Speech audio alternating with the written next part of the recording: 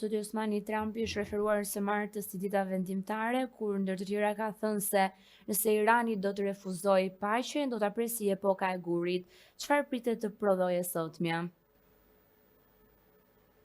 Është një zhvillim dramatik i cili ka okupuar gjithë opinionin ndërkombëtar, gjithë bota i ka syt atje në lidhjen e mesme në këtë moment, sepse kanë mbetur edhe më pak se 10 orë deri në fundin e ultimatumit. Presidenti Donald Trump ka ndjekur këtë linjë tashmë prej gati 40 ditëve, prej fillimit të luftës ka përdorur skemën e bllofimit maksimal për të arritur në kryes atë që duhet shmanget të merret duke humbur ushtarët në terren, por me sa duket kemi ardhur në një pikë të fortë kthese, sepse presidenti Donald Trump dhe Amerika janë duke bërë llogaritë asaj që po vjen.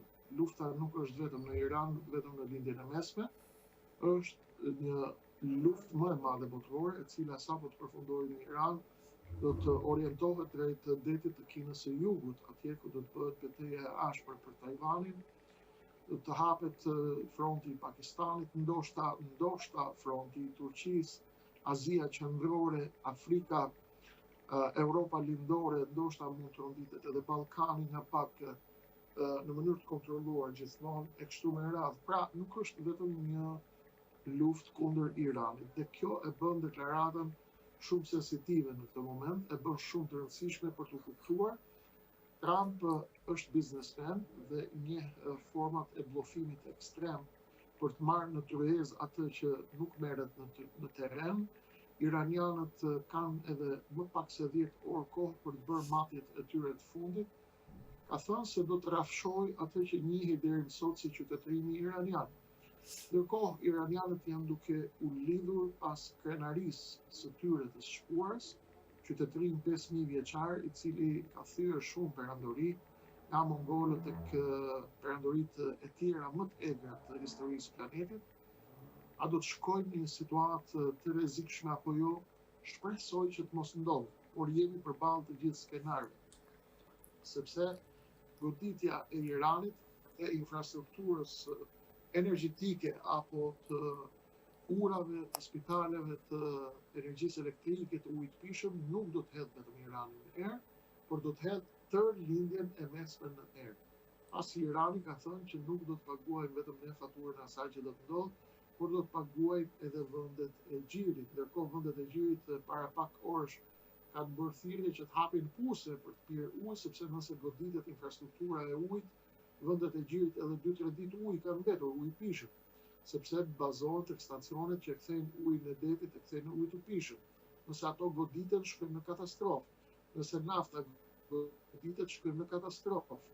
Nëse sulmi bëhet masiv në Iran dhe nuk hapet kushtica e Hormuzit, çmimet e energjisë në botë do të kalojnë në shifra stratosferike dhe të gjithë lojtarët, Kina, Rusia, Amerika, Europa dhe lojtarët e tjerë të nivelit të dytë apo të tretë, janë duke bërë matjet e tyre dhe llogaritë se si do të komportohen në këtë luftë të re, në këtë betejë të re. Besoj jemi në momente kritike, jemi në fazë të ndjenjave finale. Dhe do të shohim se çfarë do të prodhojë. Presidenti J.D. Vance ka folur sot nga zemra e Europës. Zëvendës presidenti ndjes J.D. Vance ka folur në krah të Viktor Orbanit sot nga Hungaria, ku ka shkuar për të mbështetur fushatën e tij elektorale kundër atyre që i kanë quajtur Europa e mbaruar apo Europa e majt apo Europa globaliste. Dhe nga Budapesti J.D. Vance është lutur që Zoti të jetë në anën e Amerikës. A është ky një skenar hollywoodian apo është një realitet, do të ndajmë vetëm pak orë derisa të kuptojmë, dhe bashkë me atë që do të ndodhë, a do të ulemi në tryezë të bisedimeve, do të shohim nëse iranianët do të ulen dhe do të vinë tek paketa amerikane e diskutimeve apo jo. Dhe më pas do të shikojmë se cilat do të jenë pasojat për planetin. Qoftë nëse ndodh një deal, një marrëveshje, qoftë nëse nuk ndodh fatkeqësisht. Trumpi shuhet për mbajtje fjalësh edhe dora e tij ka qenë goxha e hekur në drejtim të politikës së jashtme, ku duket se nuk i bën syri ter. A do të shohim sipas optikës tuaj një front më të zjarrt të gjithë përfshirës së luftës?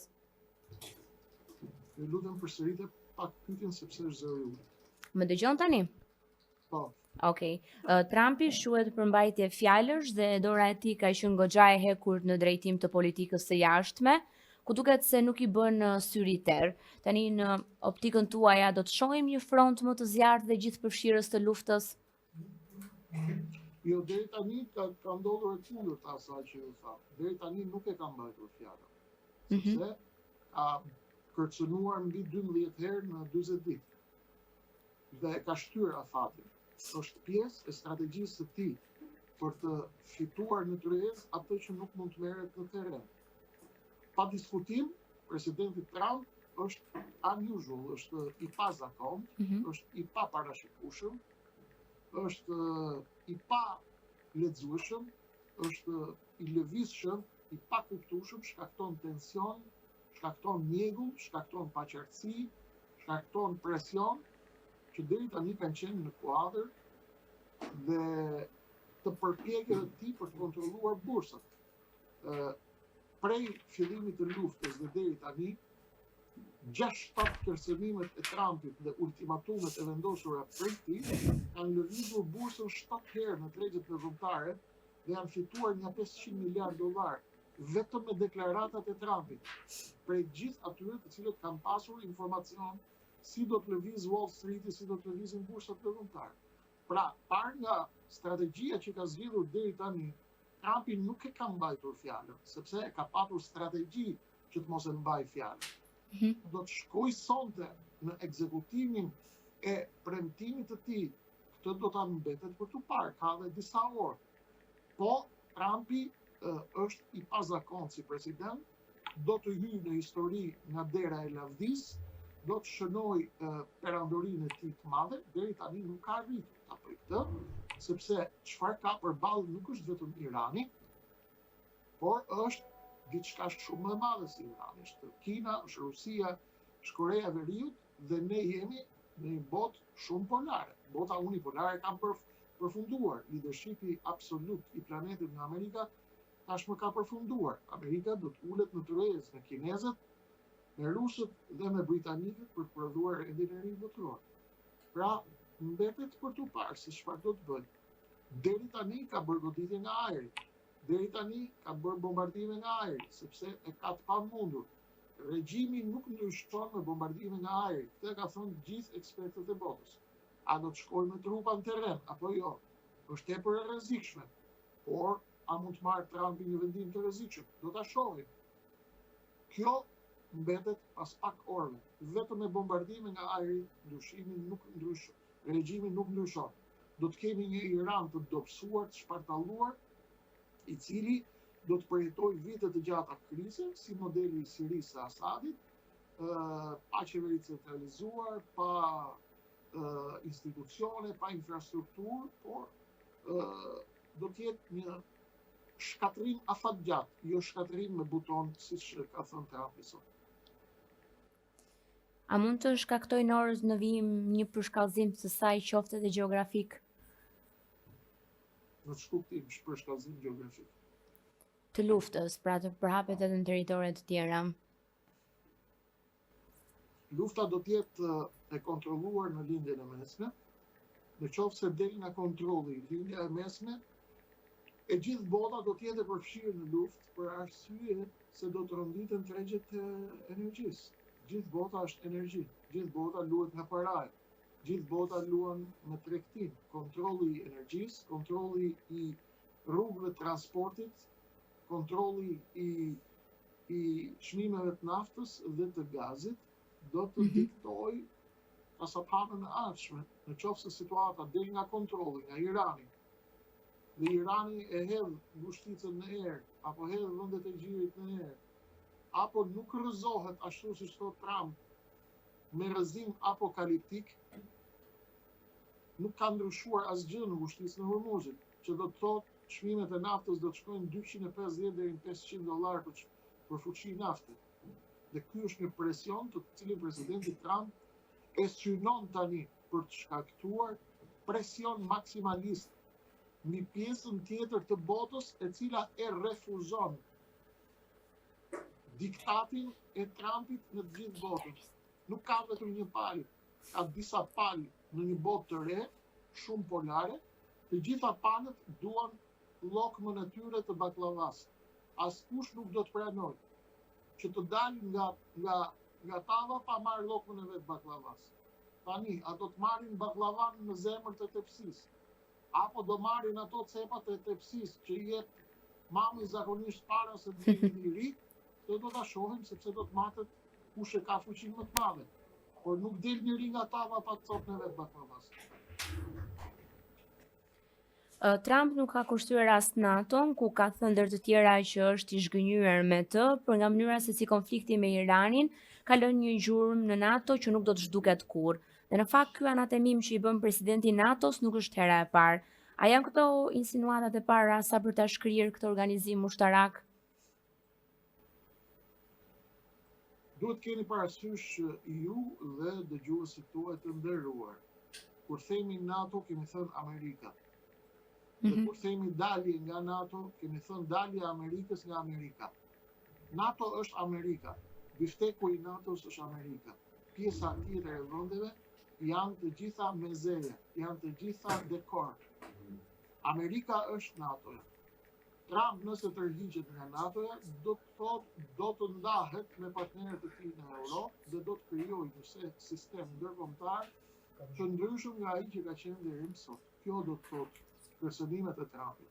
Unë nuk besoj se i dalin llogaritë Washingtonit në botën e re pa Europën, ose mund kemi të bëjmë ndarje rolesh të përkohshme ndërmjet Amerikës dhe Europës, ose kemi të bëjmë me një dhënie fundi të atij sistemi që e kemi njohur deri dje, aleancës ndërmjet Amerikës dhe Europës, të ndej dhe andej Oqeanit Atlantik, dhe krijimi i një rendi të ri botëror, sipas përfiturimit të Donald Trumpit. A do të shkojmë tek kjo apo tek ajo? Kjo është fryma, klima dhe kjo është orientimi strategjik i cili do të diktojë daljen de jure të Trumpit nga NATO-ja apo jo. Për shumë kënd, Trump mendon që lufta me Iranin do të kishte një fund më të shpejtë, por në fakt të futin në kurth Netanyahu. Dhe Shtetet e Bashkuara të Amerikës nuk po duken të dështuara duke dalë nga lufta, teksa tërhiqet pasi do t'i humbiste kredibiliteti jo vetëm presidentit, por dhe shtetit. A kanë këto teori sadopak të vërteta brenda? Ka dy teori e ndërruar në Amerikë dhe në Izrael.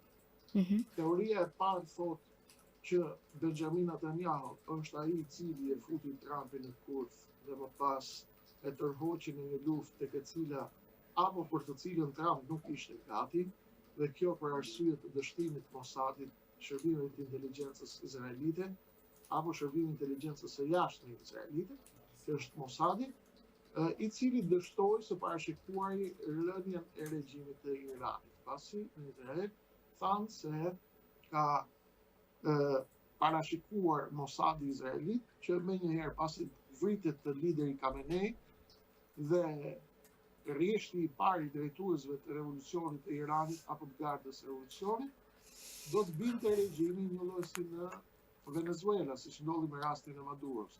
Por në Iran kjo ishte pamundur dhe nuk ndodhi, sepse në Iran, ndryshe nga Venezuela, mungonte precedenti i Nancy Rodriguez, ajo e cila kishte folur me CIA 6 muaj përpara se të binte Maduro në vendet e regjimit, ishte takuar dhe kishte rënë dakord për të drejtuar Venezuelën sipas dëshirës dhe sipas skemës amerikane në rast të rrëzimit të Maduros.